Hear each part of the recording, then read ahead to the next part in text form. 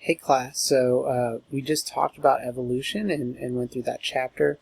I used to go from classification into evolution because I really think that it helps you to understand how people kind of formulated ideas and how they connected them to get to where the theory of evolution came into play. I think it's important still for you to kind of see that connection, and so although we're going into classification after going through evolution, I want to connect the dots still for you. So we're going to actually start with Aristotle, who's not mentioned in your book, or if he is, he's mentioned probably in a negative light, and I think it's important for us to recognize what he did give to biology and what he's given to the modern classification system, and also just to talk about what he worked with and what tools were at his disposal versus what are used, what are at our disposal today. Because I think, it frustrates me when I look at scientists discrediting people in the past when those people didn't have the same tools as them, right?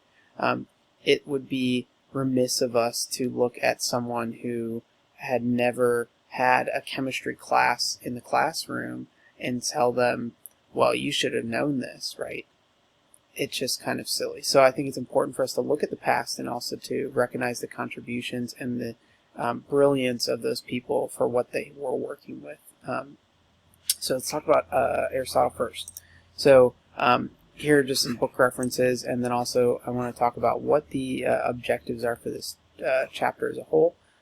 So we want to know the contributions of Aristotle to biology, including his classification system. It's different from our modern one, but it's important to look at his, and I want to compare it to modern. Recognize the many other scientists who aided in evolutionary theory and modern-day classification. We're going to learn how to use Linnaeus's naming system, which you should have already been using to some extent in the projects that you've had this quarter. And then understand what a cladogram is and how evolutionary relationships can be known at a more scientific level today than in the past. So those are our major goals. So how would you classify biological life? So I think a good way to just start is to compare animals of the sea, right? Let's look at whales and fish. And let's use a Venn diagram. So whales, for one thing, have hair. Fish do not, except for sardines, right? Whales give live birth. Most fish do not. There are some actually that have been known to at this point that we've learned about, but most fish are not going to. Whales breathe air. Fish breathe water, right? So these are just major differences, right? What are some of the things that they have in common? Both are living in water, both have fins, both can swim.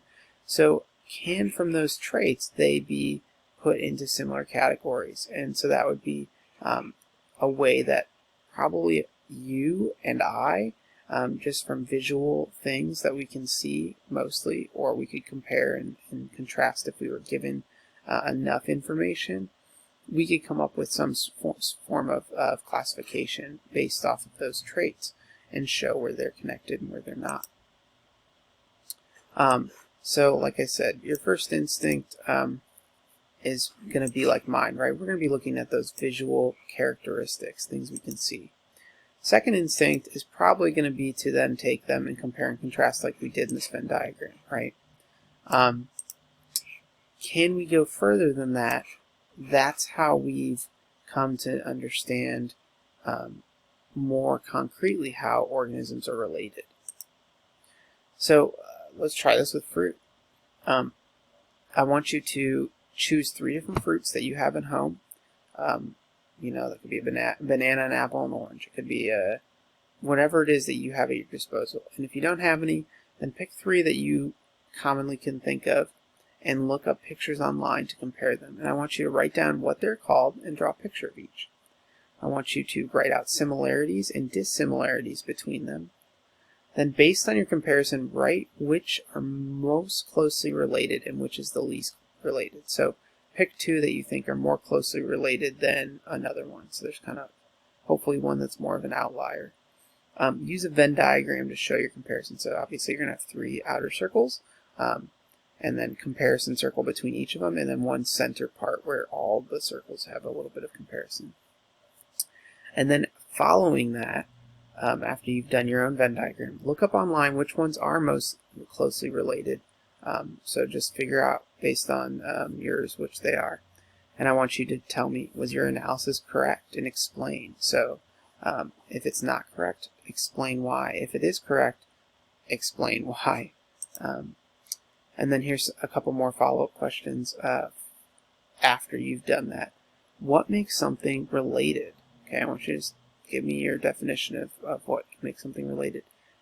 Give 2 more fruits that you know of that you think are related to the ones you compared. So the ones that you figured out that were more closely related, I want you to find some other ones, 2 other fruits that are related, and explain how they're related.